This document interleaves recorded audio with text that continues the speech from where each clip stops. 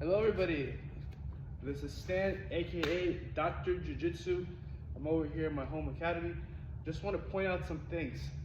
Man, we love to practice Jiu Jitsu, but a lot of times there's a lot of aches and pains that come with Jiu Jitsu, and because a lot of people have sedentary jobs or jobs that require them to use a repetitive motion over and over again, I'm finding that when people leave Jiu Jitsu or practice or wake up in the morning, they have a lot of aches and pains in specific areas.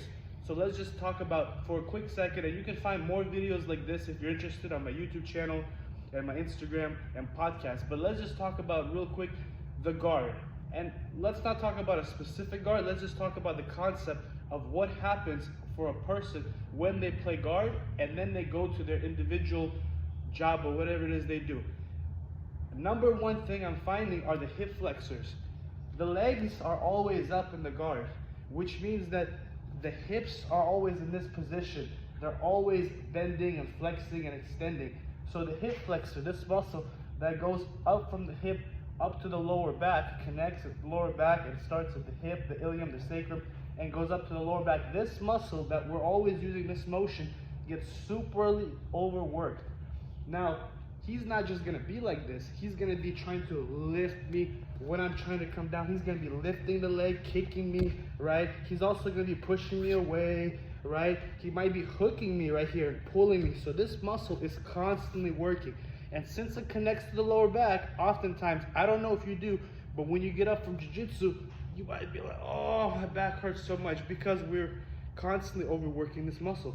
Now, another thing that might happen a lot is the neck. You see how his neck is constantly off the floor.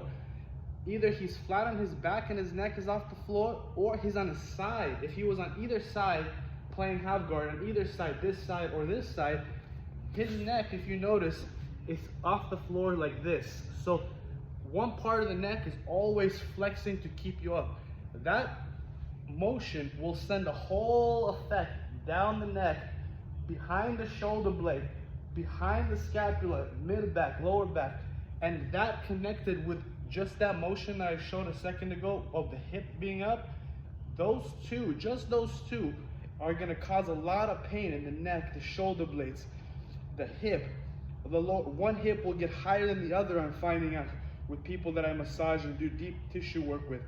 Now, things to correct it, of course, you can release it using different methods, releasing opposing muscles that are connected around the area, using some tools to release the neck, behind the shoulder blade. That's all great, but just keep in mind one last thing, that if you are a jiu-jitsu practitioner and you go to jiu-jitsu class in the morning, afternoon, whatever, and you play, let's say, half guard on one side, let's just assume that you have a good side, you prefer the good side, this is your side, and you're constantly going to your game of, let's say, half guard on one side.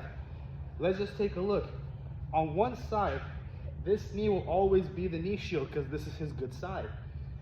This knee's always up. He's always using this leg to crunch and bring it up as a shield. It's always active. So these muscles are always in this one tight position with this knee up. The other leg is not doing so much of this. It's doing something similar, but it's more like hooking. It's hooking me, right? So this leg is up, flexing and pushing me away. This hamstring is working, and adductors, inner thighs. So the combination of these muscles on one side being overly active and these muscles being overly active, in addition to his neck, always on this one side, his head up, always engaged.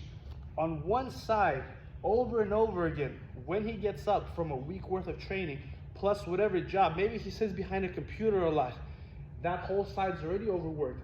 His knees are bent because he's sitting behind a computer, he's driving in the car. If you combine the same position with a resisting opponent plus your sedentary job, and then you get some kind of injury or something pops or something cracks or something is really painful in the morning, you might ask yourself, am I constantly in this position?